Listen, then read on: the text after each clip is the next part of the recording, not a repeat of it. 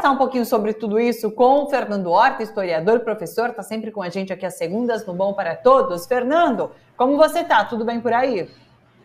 Tudo bem por aqui, começa a chuva no Cerrado, é felicidade para todo mundo, a temperatura está tranquila e esperando aí o 7 de setembro para que não aconteça nada e logo em seguida que o presidente vai para o G20. E aí é onde ele brilha, né, Thalita? É onde ele mostra que o Brasil voltou. Opa, sou eu que estou travado ou a Thalita? Estou travada, né? Vocês me ouvem, pelo menos? Não. A gente te ouve e, obviamente, que esse seu sorriso vocês lindo, me ninguém ouvem. nem Vocês sentiu, Fá. Agora eu voltei. Eu te via pelo meu retorno, eu não te ouvia. Então, eu não sei, você comentou que voltou a chover em Brasília. Isso, chovendo no Cerrado, a felicidade aqui volta, tudo tranquilo, temperatura amena, se preparando para um 7 de setembro que não aconteça nada, e depois o presidente no G20, onde ele brilha, né? Eu li hoje Helena Chagas, ali no Brasil 247, dizendo que no 7 de setembro tudo pode acontecer, inclusive nada. Qual a sua expectativa para esse 7 de setembro? Olha, nós temos um problema sério que é o seguinte, Thalita, foram muitos anos colocando violência dentro do tecido social, né? O governo Bolsonaro me parece que é só o final desse processo, mas nós passamos muito tempo com as elites colocando cada vez mais violência contra a classe política, né, utilizando de todos os subterfúgios possíveis para criar uma polícia que injete violência no tecido social, especialmente na região da periferia, das periferias das cidades, né? Em seguida nós tivemos um governo Temer em que exacerbou o processo de diferenciação social, travou ganhos de trabalhadores, veio o governo Bolsonaro, depois veio uma pandemia, é muito tempo de violência dentro do tecido social. Essa violência no tecido social ela não some, ela vai se articulando e ocupando determinados espaços e determinadas cabeças e vai se radicalizando. O governo Bolsonaro se elegeu a partir dessa radicalização e como ele não deu a esses radicais o que efetivamente esses radicais queriam, que era a finalização do golpe, o Bolsonaro tentou, mas não conseguiu, essa gente segue por aí operando dentro desses sentidos de violência, dentro desses sentidos com o objetivo efetivo de atacar as instituições, e a gente não pode mais fingir que o Brasil não virou, vamos dizer assim, um arremedo daquilo que os Estados Unidos vivem. Quer dizer, nós estamos sim em possibilidade de a qualquer momento acontecer alguma coisa grave e é necessário que a gente comece a agir a contento. Perfeito. Aliás, eu li também no UOL que existe uma campanha entre grupos bolsonaristas de não saia as suas, fique em casa, né? Repetindo o que aconteceu na pandemia, né? Usando esse mesmo slogan, fique em casa, por conta de um descontentamento em relação às forças militares. E a gente até conversou sobre isso, Fernando. Teve a pesquisa Quest, né, em relação a aprovação das forças militares, ela caiu bastante, teve um recuo muito grande, principalmente nesse círculo bolsonarista, e o questionamento nesse momento era se é por conta desses casos de corrupção que aconteceram e as pessoas deixaram de acreditar nas forças militares, ou se é por conta das forças militares não terem dado um golpe no país, e daí no círculo bolsonarista a aprovação caiu por conta disso. Como que você vê? Existe, é claro, esse grupo de fato que é perigosíssimo, atos de violência podem voltar a acontecer a qualquer momento, mas como você entende esse descontentamento? Eu fico com o grupo que acha que é porque os militares não deram golpe. Fica muito claro isso, uma parte significativa da população brasileira foi convencida. Vamos lá. Há os que acreditam e que acham que a democracia não devia estar acontecendo. A gente tem que reconhecer que em todas as sociedades esses grupos existem. E no Brasil eles existem há muito tempo, não é de agora, né? Agora, eles sempre foram envergonhados da sua bestialidade, né? Envergonhados dos seus pensamentos, eram racistas, machistas, autoritários de toda sorte, criminosos de toda forma. O governo Bolsonaro liberou essa gente, dizendo, olha, você é parte da gente, nós estamos todos juntos e tal, e aí liberou esse pessoal todo. Outros grupos na sociedade brasileira foram convencidos ao longo do governo Bolsonaro que a democracia precisava ser abolida, porque já não era mais um sistema que, de alguma maneira, representasse ou ajudasse qualquer um deles. E dentre esses grupos que já eram contra a democracia e os que foram convencidos, eu acredito que nós tenhamos aí mais ou menos uns 30% da população brasileira. Infelizmente, nós temos que reconhecer esse tipo de situação. Né? E essas pessoas realmente ficaram profundamente revoltadas com o exército, assim como o próprio Bolsonaro ficou.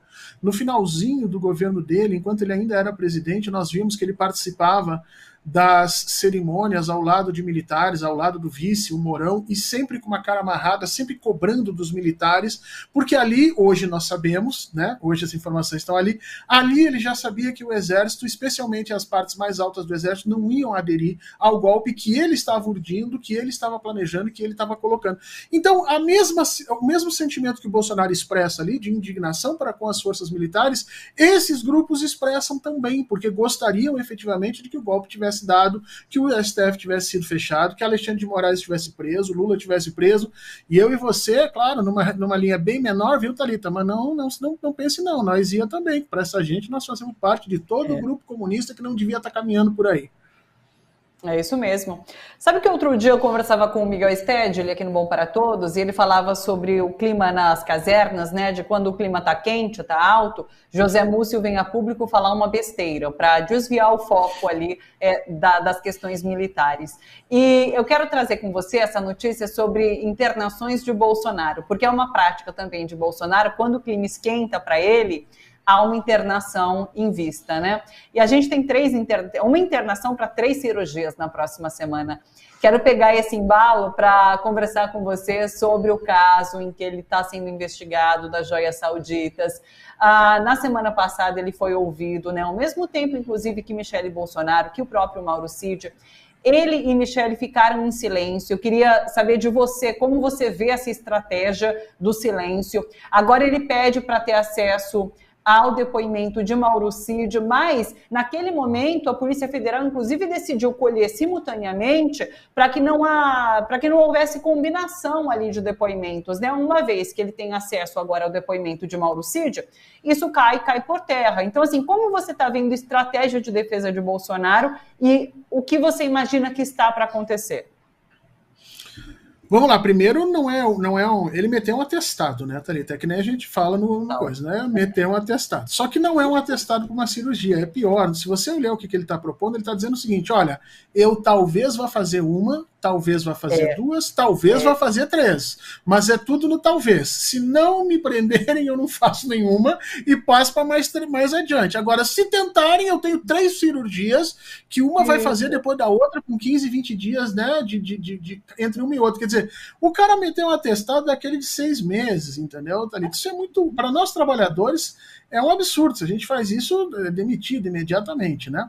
Então, a estratégia de Bolsonaro é a velha e famosa estratégia do covarde, a estratégia de fugir, de se esconder, de não prestar as informações e colocar qualquer outro na sua frente para que tome essas responsabilidades. É essa a grande situação que a gente vai verificar o tempo inteiro. Bolsonaro nunca fez nada diferente na sua vida, desde a época em que ele era militar. Eu não sei de onde é que criaram essa história, quer dizer, a gente até sabe porque a gente estuda isso, mas criaram uma ideia de que era um homem íntegro, probo, corajoso e que não tem absolutamente nada a ver. Então, o fato é que a defesa de Jair Bolsonaro é uma tarefa inglória. Quer dizer, como é que você vai defender uma figura que claramente todas as provas e todos os depoimentos apontam para ele, e agora as informações que a gente tem é que não foram 10, 12, 15, 18 presentes que foram apropriados. Foi uma lista de mais de 9.500 presentes, Thalita. É uma coisa impressionante.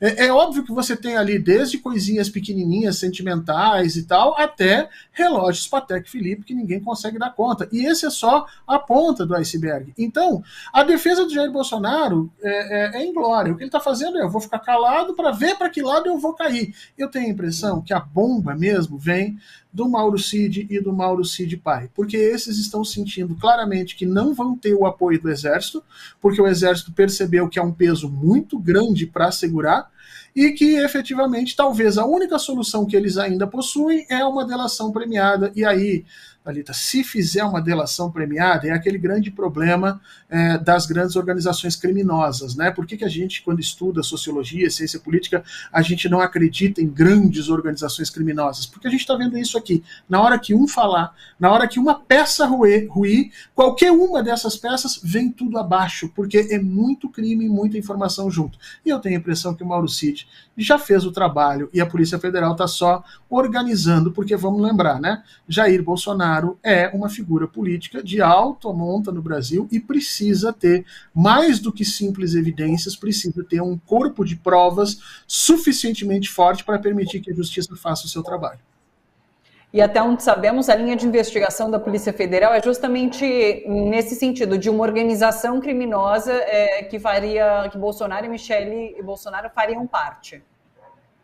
Claro, porque na realidade, quando você tem mais de 4, 5, 6 associados, todos eles trabalhando e cometendo os mesmos tipos de crimes com informações compartilhadas, isso caracteriza diretamente a organização criminosa. Agora, a organização criminosa é a cerejinha do bolo, né, Thalita? A quantidade de crimes, eu tenho a impressão que o Jair Bolsonaro, se ele tivesse um álbum, né, do Código Civil e do Código Criminal, ele já teria completado todas as figurinhas de todos os parágrafos que tem. Deve faltar muito pouco para ele.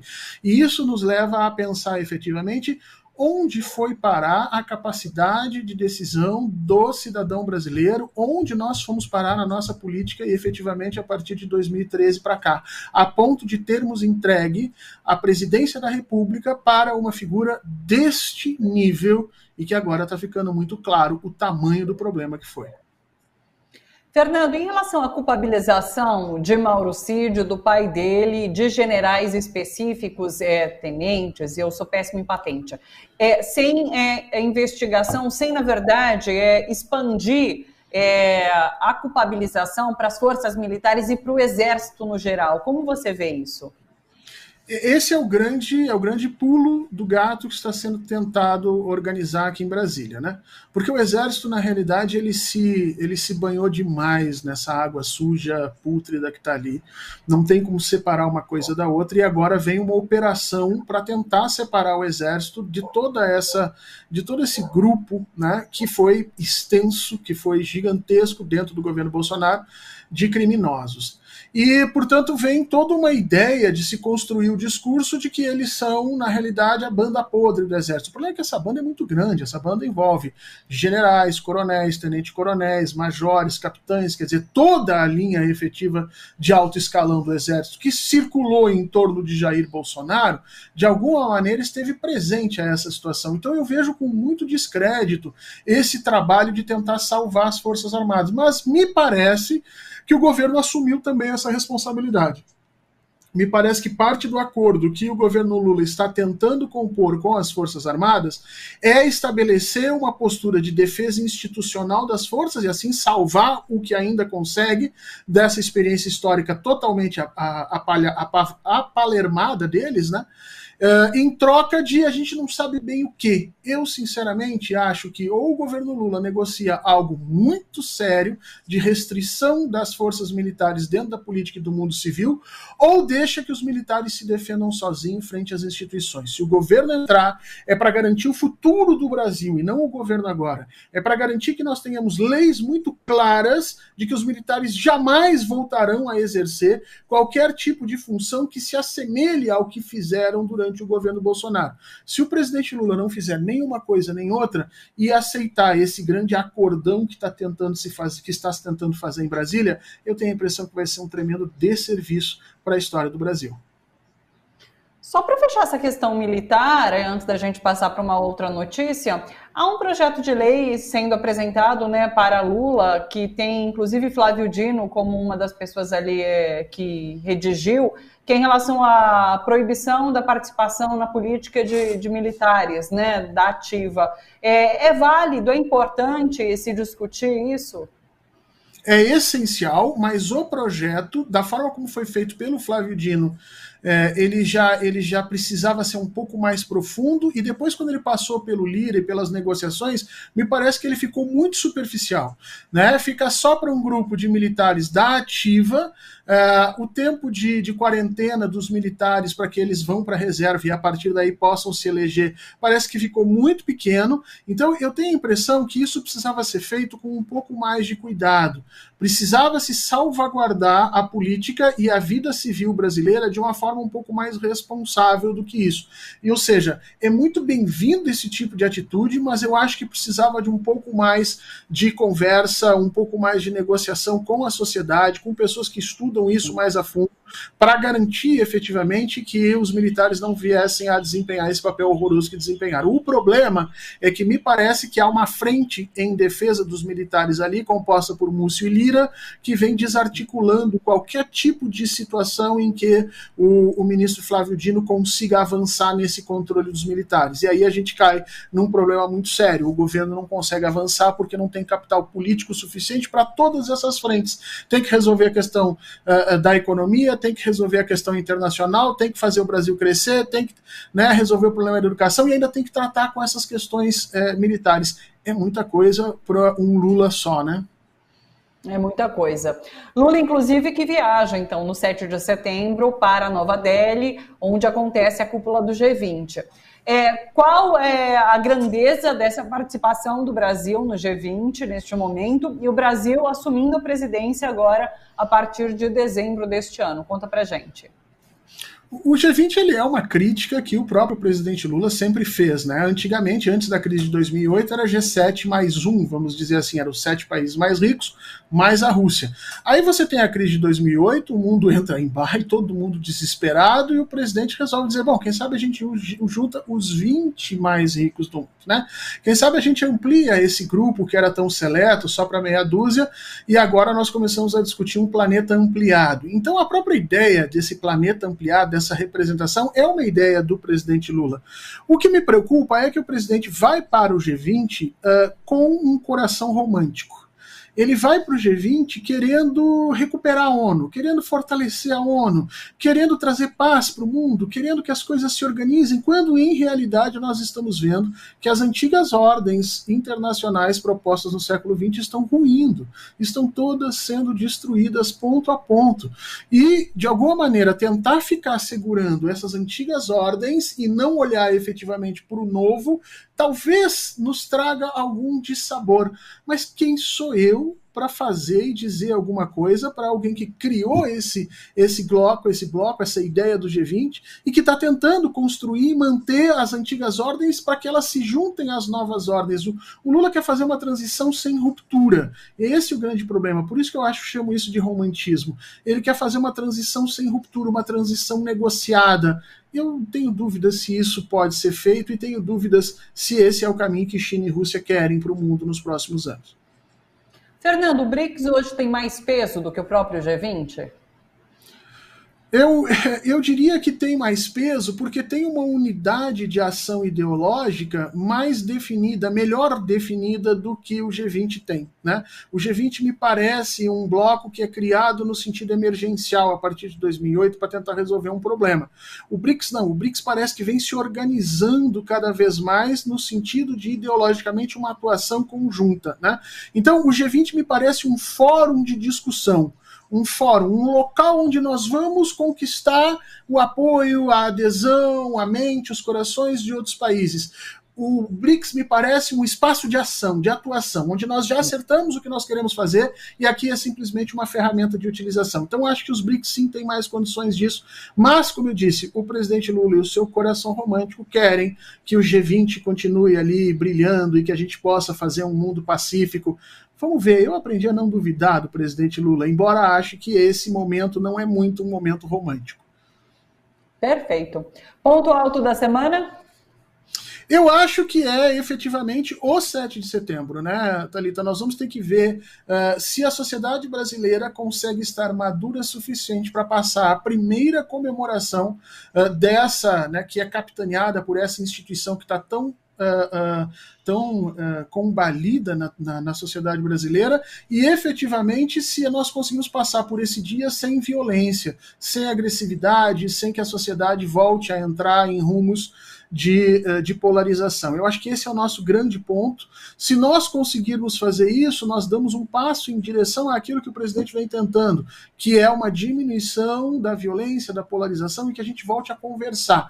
Então temos que esperar esse dia e que tudo corra na maior tranquilidade possível, na mais tranquila paz, para que a gente possa voltar a respirar um pouco como sociedade. Se acontecer alguma coisa ali, Thalita, aí nós vamos ter que ver efetivamente o que e de que forma nós vamos tratar essa nova conjuntura política que está por um fio para acontecer. Ótimo. Deixa eu só trazer um outro ponto que também é bastante importante dessa semana, repercutindo já a semana passada, que é o marco temporal, né? A gente tem a continuidade agora na quarta-feira do julgamento no STF. Por enquanto, ao que tudo indica, a tese do marco está para cair, mas, enfim, a gente está acompanhando de muito perto. Como você está vendo esse julgamento? Inclusive o voto de Zanin, a gente conversou sobre isso na semana passada, né? O voto do Zanin foi uma coisa lutada pela esquerda, vamos falar sério. A gente nunca vai saber se o Zanin realmente pensa daquele jeito, ou se, em função de toda a pressão da sociedade, de todos os sentidos que se mobilizaram, acabou mudando a cabeça do julgador. Essa é uma coisa que nós nunca vamos conseguir entender. O fato é que o voto foi dado para a não aceitação de uma tese que, no meu entendimento, é a coisa mais esdrúxula e absurda. Eu acho que fica muito claro, se a gente comparar o voto do Mendonça com o voto do Zanin, fica muito claro o nosso problema civilizacional hoje. O Mendonça defendeu o direito de conquista, a ideia de que o homem branco poderia tomar à força suas terras e, a partir das suas próprias leis, jamais responder por esse tipo de situação. E, de alguma maneira, esse é o tipo de pensamento que está presente lá no STF com o Mendonça, mas também está presente na cabeça de Jair Bolsonaro, também está presente na cabeça do Mourão, está presente em uma série de partes da nossa sociedade, e é sobre isso que a gente tem que começar a conversar.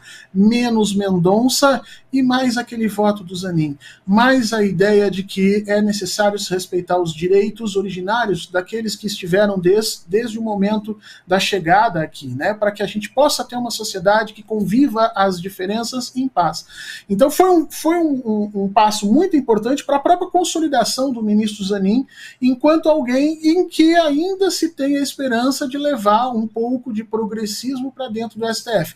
Eu confesso, Thalita, que a minha esperança é bem pequenininha nesse momento, mas ela ainda existe por conta daquele voto. Se ele tivesse votado de outra forma, nós já estaríamos aqui nos perguntando por que o presidente Lula escolhe tão mal ministros para o STF.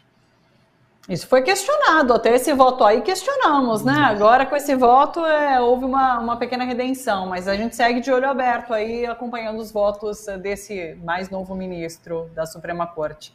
Fernando, muito obrigado, uma ótima semana para você, bom feriado aí em Brasília, um beijo grande, até segunda.